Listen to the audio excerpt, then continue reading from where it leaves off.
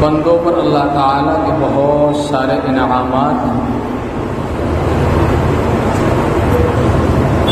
دنیا کی بہت سی چیزیں ایسی ہیں جن کو شمار کیا جا سکتا ہے، اور کچھ چیزیں ایسی ہیں جن کو شمار نہیں کیا جا سکتا۔ لیکن اس میں بھی اگر کوئی یہ کہے کہ دنیا کے جتنے ذرات ہیں میں نے شمار کر لیا تو ممکن ہے، مانا جا سکتا ہے۔ اگر کوئی یہ کہے کہ دنیا کی جتنی چیزیں ہیں سب میں نے شمار کر لیا، مانا جا سکتا ہے۔ لیکن اگر کوئی یہ کہے کہ میں اللہ کے انعامات کو شمار کر لیا تو اس کی بات، قرآن کیا کہتا ہے؟ ان تعدوا نعمت اللہ لا تحصوها۔ اللہ کی نعمتوں کو تم حد احصاء میں نہیں لا سکتے، تم شمار نہیں کر سکتے۔ ساری نعمتوں کو چھوڑ کر کے اگر انسان صرف اپنے جسم کے اندر اللہ نے جو اس کو نعمتوں سے انعامات سے نوازا وہی شمار نہیں کر سکتا۔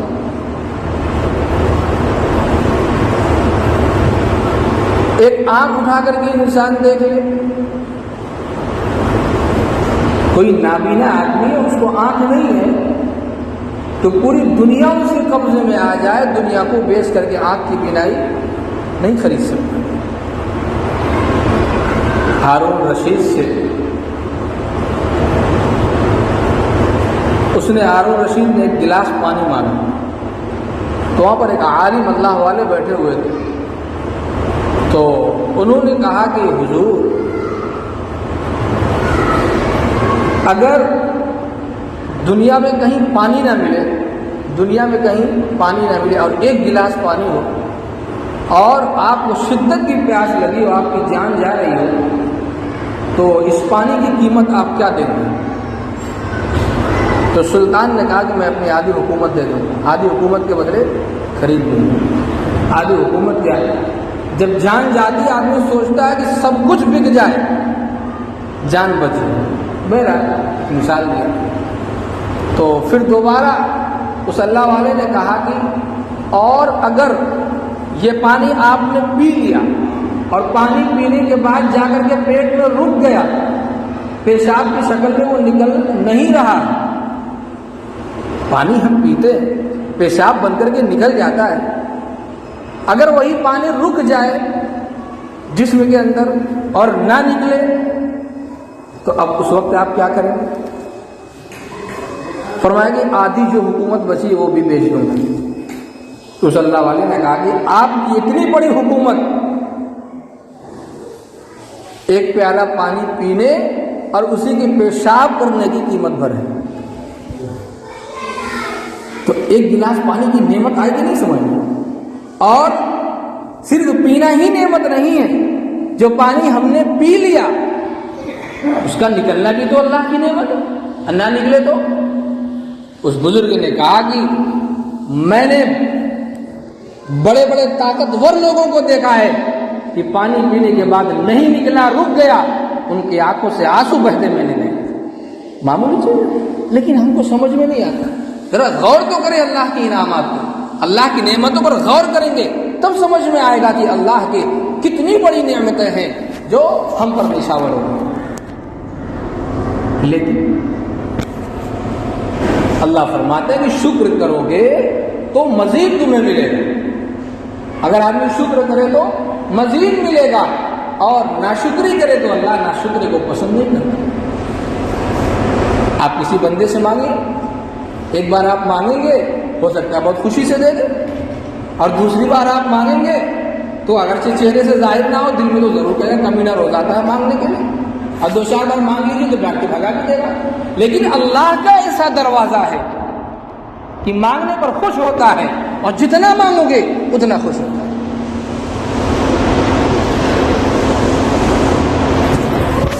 بیت العلوم کے کسی جلسے میں ایک شاعر شعر پڑھ رہے تھے،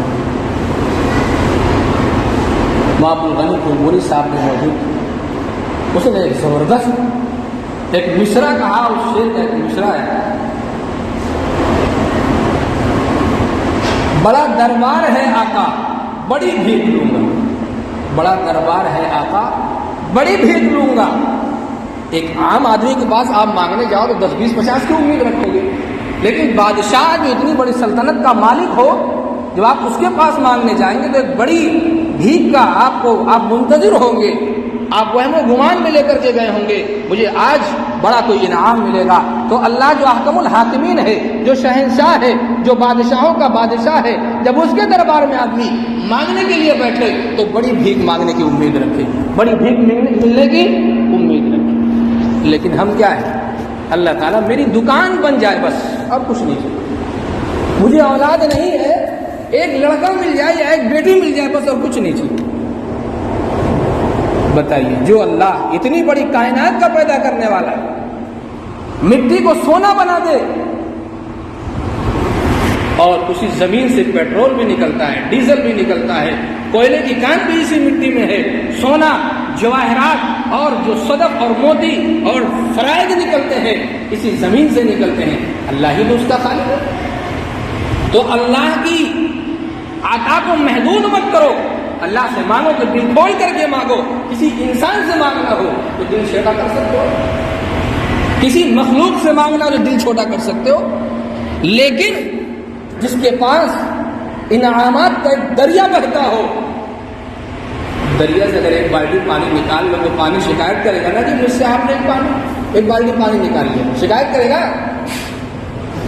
دریا سے اگر کوئی ایک بالٹی پانی نکال لے تو وہ خبر شائع کر دے گا اخبار میں کہ فلاں شخص نے ایک بالٹی پانی لے لیا۔ ایسا ہے کیا؟ ایک بالٹی پانی کیا پورا شہر اس سے سیراب ہو جائے، پوری دنیا سیراب ہو جائے، اس کی روانی اور اس کی موج میں ذرہ برابر فرق آنے والا نہیں ہے۔ تو وہ اللہ جس نے دریا میں روانی پیدا کی، جس نے دریا کو دریا بنایا، جس نے سمندر کو سمندر بنایا، اس کے خزائن سے جب آپ مانگیں گے اور آپ دے گا تو یہ ختم ہو جائے گا؟ نہیں، ایسا نہیں ہو سکتا۔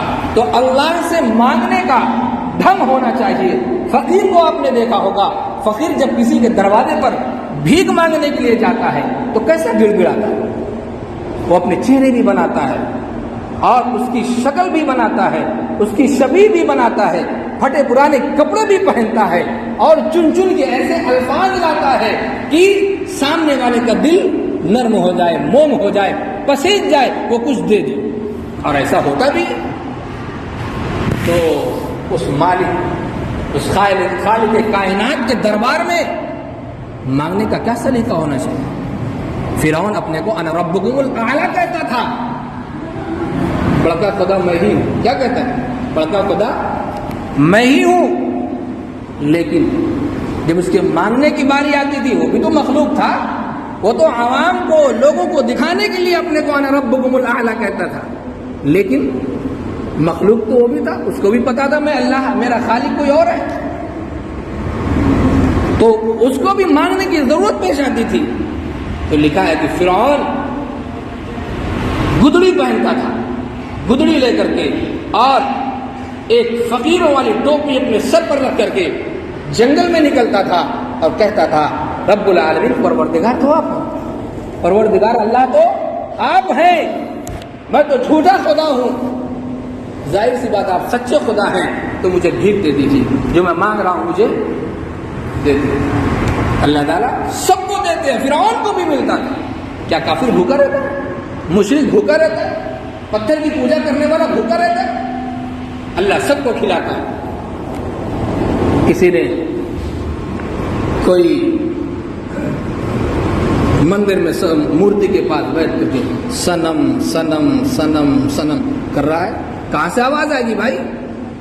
وہ تو خود اپنے بننے کا محتاج ہے نا، مورتی جو بنتی ہے وہ خود محتاج ہوتی ہے، جو تم جھوٹے خدا بنا کر کے رکھے ہو وہ تو خود محتاج ہے کہ مجھے بنایا جائے، وہ تو خود مخلوق ہے، مخلوق سے تم مانگتے ہو، اپنے بنائے ہوئے پتھر سے تم مانگتے ہو، تو سنم سنم سنم تمہاری آواز کہاں سے سنے گا؟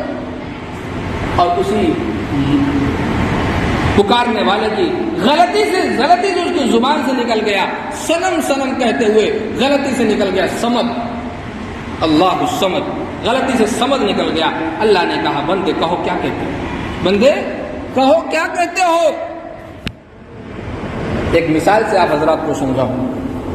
کسی کا بچہ غائب ہو جائے، صاحب اولاد لوگ اس بات کو سمجھیں، جن کی اولاد نہیں ہوگی وہ بہت کم سمجھیں گے اس کو. ایک ماں ہو یا ایک باپ ہو، اس کا بیٹا غائب ہو گیا ہو، 1 ہفتے سے نہیں مل رہا ہے، اب اس کی نیند بھی اڑ گئی، دنیا کی جتنی بھی لذیذ چیزیں تھیں اس کی زبان پر سب پھیکی ہو گئی، ساری لذت کی چیزیں مات پڑ گئی. اور کبھی اچانک سے اگر نیند بھی آ گئی، کھٹ کھٹ سے کہیں سے آواز آئی یا دروازے سے کھٹ کی آواز آئی تو ماں اٹھ کھڑی ہوتی ہے، باپ اٹھ کھڑا ہوتا ہے کہ میرا بیٹا تو نہیں آ گیا. اس ماں کے کلیجے سے پوچھیں تو وہ ماں ہر وقت انتظار کرتی رہتی، بیٹا کب آ جائے کب آ جائے. اس کے دل میں، اس کے دل مزدر سے پوچھو اس کے دل کی کیا کیفیت ہے. لکھا ہے کہ اللہ رب العزت جس طریقے سے ماں اپنے بچے کا کھوئے ہوئے گمشدہ بچے کی تلاش میں اپنے نیند کو کھو دیتی ہے، اس کی جستجو میں، اس کی تلاش میں اپنے نیندوں کو قربان کر دیتی ہے، رب العالمین اپنے کھوئے ہوئے بندے کو، جو بندہ اللہ کے راستے سے ہٹ گیا ہو، بگڑ گیا ہو، گمشدہ ہو گیا ہو، اس کو اللہ تعالیٰ اس سے بھی کہیں زیادہ پیار و محبت کے ساتھ، شفقت کے ساتھ ڈھونڈتا ہے. کہاں ہو میرا بندہ؟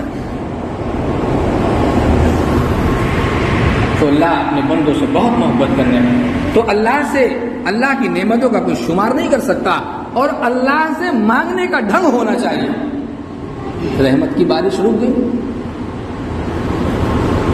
ایک امت میں بادل آتا تھا چلا جاتا تھا، بادل آتا تھا چلا جاتا تھا، لوگ بارش کا انتظار کر رہے تھے، بارش رکی ہوئی تھی.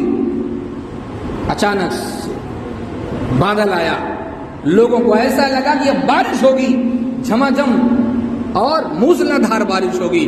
لیکن بظاہر وہ بادل پانی لے کر کے آیا تھا، لیکن جب سب لوگ اس بادل کے نیچے آئے کہ آج بارش ہوگی تو اس بادل نے آگ برسانا شروع کر دیا، تو سارے لوگ تباہ و برباد ہو. تو بارش کا انتظار کرو، اللہ سے رجوع ہو کر کے، اناب اللہ کر کے. آج بارش کیوں رکی ہے؟ اللہ نے کائنات کو ہمارے لیے، کائنات کی ساری چیزوں کو، چاہے وہ سورج ہو، چاہے چاند ہو، چاہے دریا ہو، چاہے مٹی ہو، چاہے زمین ہو، دنیا کی جتنی بھی چیزیں ہیں، اللہ نے ان اشرف المخلوقات کے لیے ساری کائنات کو مسخر کر دیا کہ تم چاہے تو جانور ذبح کر سکتے ہو، تم چاہے تو مٹی پر پھاوڑا چلا سکتے ہو، تم چاہے تو کسی درخت کو کاٹ سکتے ہو، وہ کچھ نہیں بولتا، وہ آپ سے جھگڑا نہیں کرتا، وہ آپ سے لڑائی نہیں کرتا. تو بھائی اللہ نے آپ کے لیے اس کو مسخر کر دیا ہے، آپ کا فرما بردار بنا دیا ہے. ورنہ درخت چاہتا تو اپنی ایک ٹہنی اکھاڑ کر کے دماغ میں مارتا سر پڑ جاتا، لیکن اللہ نے مسخر کر دیا ہمارے لیے. آج اللہ نے بارش کو روک لیا، کیوں؟ اللہ کی نافرمانیاں ہونے لگی، اللہ ناراض ہے. اللہ کو راضی کرنے کی کوشش کرنی چاہیے، سارے بندوں کو اللہ کو راضی کرنا چاہیے. بڑی سی بڑی جماعت ہے، سارے لوگ توبہ کر رہے ہیں، لیکن اس جماعت میں ایک شخص بھی اگر اللہ کی نافرمانی کرنے والا ہے، اللہ سے رجوع کرنے والا نہیں ہے، پھر بھی بارش رک جاتی ہے، اللہ کی رحمت رک جاتی ہے. یہ تو اللہ کی ستاری ہے کہ اللہ نے گناہوں کو چھپا کر کے وہ ہم پر بے شمار انعامات سے نوازتا رہتا ہے، اپنی نعمتوں کو نچھاور کرتا رہتا ہے. آج ایک بارش رک گئی، سمجھ میں آ گئی، پانی کی بارش رک گئی، سمجھ میں آ گیا. زمین میں پانی موجود ہے، تالاب میں بھی موجود ہے، حوض میں بھی پانی موجود ہے، لیکن پھر بھی دنیا پانی کے لیے ترس رہی ہے. آپ پڑوس ملک میں دیکھیے، پانی ہے لیکن پانی اتنا زیادہ ہے کہ لوگ تباہی کے دہانے پر کھڑے ہیں. پانی ہے، پانی برس رہا ہے، پانی بہ رہا ہے، موجوں کے ساتھ نکل رہا ہے، لیکن اس پانی کو کوئی پی نہیں سکتا. وجہ کیا ہے؟ اللہ ناراض ہے. اس لیے اللہ نے جو اپنی نعمت کو روکا ہے، میں تو اس جماعت کو تو کہہ سکتا ہوں کہ بھائی سب لوگ توبہ کر لو. یہ مسجد میں بیٹھے لوگ تو توبہ کر سکتے ہیں، آپ توبہ کریے اللہ سے، اور اللہ سے کہیے اللہ جن جن گناہوں کی وجہ سے آپ ہم سے ناراض ہیں، اے اللہ تمام گناہوں کو معاف کر دیجئے. اے اللہ آج سے انشاءاللہ ہم آپ کی نافرمانی نہیں کریں گے. بھائی آج بارش رکی ہے، کہیں اللہ زمین سے جو کھانے پینے کی چیزیں نکلتی ہیں، چاہے گیہوں ہو، چاہے دال ہو، چاہے چاول ہو، جتنی بھی چیزیں ہیں، اللہ آسمان سے بارش روکے گا، زمین اگانا چھوڑ دے گی، تو پھر کہاں جاؤ گے؟ ابھی تو پانی کا، پینے کا پانی مل رہا ہے نا، اتنا احساس نہیں ہے. کہیں اللہ سارے پائپ سے اس پانی کو خون بنا دے یا پانی کو سکھا دے, سوتوں کو سکھا دے, پھر کیا پیو گے؟ تب اللہ کی فرما برداری کریں گے. جب اللہ سارے انعامات کو روک دے گا تب اللہ کی فرما برداری کریں گے. بھائیو, میرے دوستو, اللہ کے بندو, یہ تو اللہ سے بڑی بے وفائی ہوگی. جب مالک ساری چیزوں کو روک دے تب مالک کی فرما برداری کریں گے. مالک جتنا انعامات نچھاور کرے اتنی زیادہ اور فرما برداری کرنی چاہیے. باپ بیٹے کو 500 روپیہ دیا تو باپ بیٹے کا اور فرما بردار ہو گیا, اور مہینے کا 5000 دینے لگا تو اور فرما برداری کرنے لگا. یا کوئی مالک ہے جیسے ہی سیلری بڑھاتا ہے اور خوش ہوتا ہے اس کا کیا ہے, خادم, لیکن اللہ اپنی نعمتوں کو نچھاور ہی کرتا رہتا ہے. جتنا نچھاور کرتا ہے اتنا دور ہوتے چلے جاتے ہیں. یہ کیسی بے وفائی ہے بھائی؟ اللہ سے وفاداری کا معاملہ ہونا چاہیے.